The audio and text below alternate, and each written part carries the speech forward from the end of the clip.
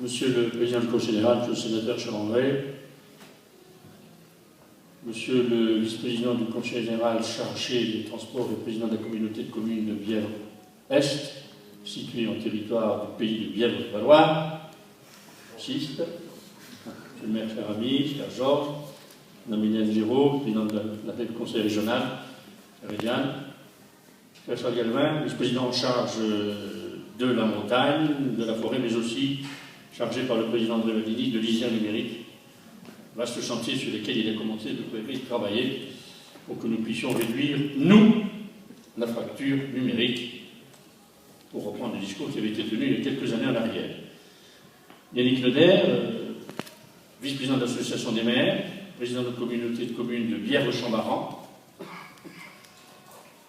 Robert Verret, conseiller général du canton dans lequel nous nous trouvons, membre aussi du syndicat mixte de Bièvre-Valois, Monsieur le Président, sur les 4 intercommunalités de Bièvre-Valois, 3 sont représentés, Beaurepaire, Bièvre-Chambaran, j'ai failli dire Saint-Joie, et bien évidemment Bièvre-Est. Monsieur le Président de la Chambre d'agriculture, Mesdames, Messieurs, quelques mots.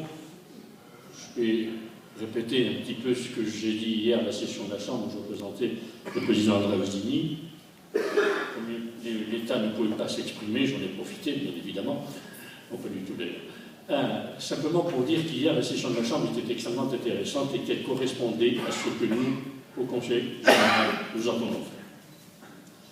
La première, faire en sorte que dans le domaine du foncier, les engagements qui ont été pris soient respectés. Et pour ce faire, il faut que chaque collectivité assume pleinement la responsabilité. Et lorsque nous avions décidé de prendre la compétence des PEN, des plans d'aménagement des espaces naturels, pour faire en sorte que sur le territoire de la métro, du pays voironnais et du pays tulinois dans les prochaines semaines, nous puissions préserver le foncier, nous avons répondu à une sollicitation. Je me permets de rappeler que le Conseil général en matière de PEN ne peut intervenir que si nous êtes saisis officiellement par une collectivité. Regroupée, ça va faire. Nous sommes en train de réfléchir pour que sur la CAPI, nous puissions y aller de façon à faire en sorte qu'en matière de foncier, la pleine compétence du Conseil général s'exprime et qu'elle limite l'explosion, le développement anarchique d'un certain nombre de constructions, de réalisations qui privent l'agriculture d'un de ses moyens, de ses supports indispensables. Deuxième élément sur lequel nous sommes intervenus hier, c'est sur la dimension économique de l'agriculture. Et tout à l'heure, Jean-Robin Brosse, que je salue, et je le remercie de ses propos, parce qu'il y a eu la fermeté et le courage de répéter que les outils de régulation dans le domaine de l'agriculture sont indispensables. Faute de quoi, c'est la concurrence la plus sauvage.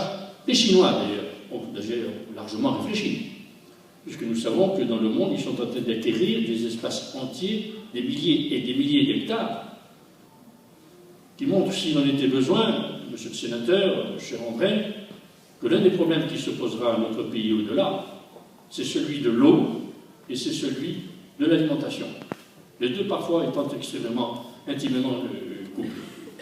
Et donc, sur ce plan-là, oui, les outils de régulation sont indispensables.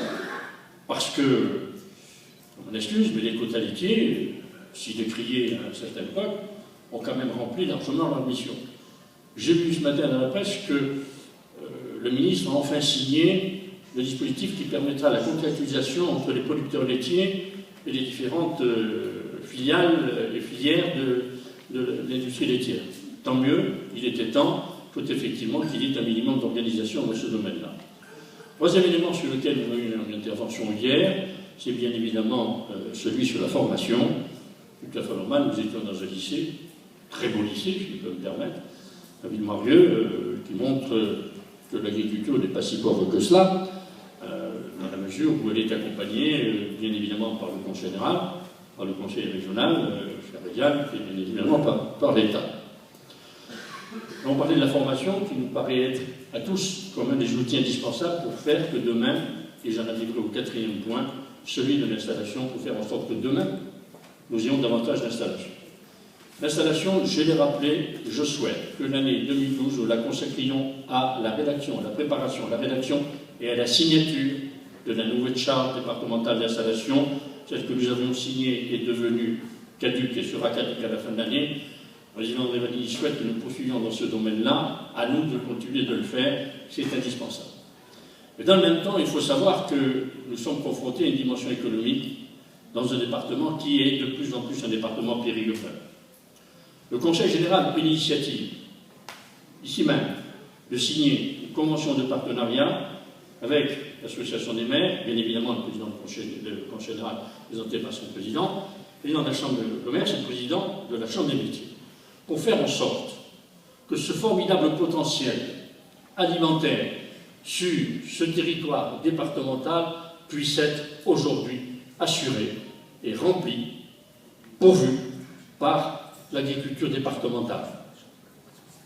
C'est simple, les circuits courts, mais en même temps, la qualité d'un produit dont la traçabilité est incontestable. C'est un potentiel considérable pour permettre à une agriculture de maintenir ses capacités d'investissement, de production et bien évidemment d'assurer le maintien d'une activité agricole. Circuit court, c'est une initiative que nous avons prise, qui a un peu plus de 10 ans maintenant, qui a, me semble-t-il, rempli une partie de sa mission. Elle ne réglera pas tous les problèmes de l'agriculture qui nous dépassent très largement, mais elle est indispensable.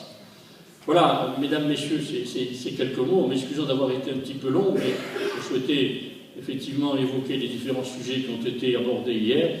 Et d'ailleurs, j'ai demandé à ce que la commission chargée de l'agriculture, dans les prochaines semaines, puisse recevoir des représentants de la Chambre d'agriculture pour leur présenter ce travail qui était tout à fait remarquable.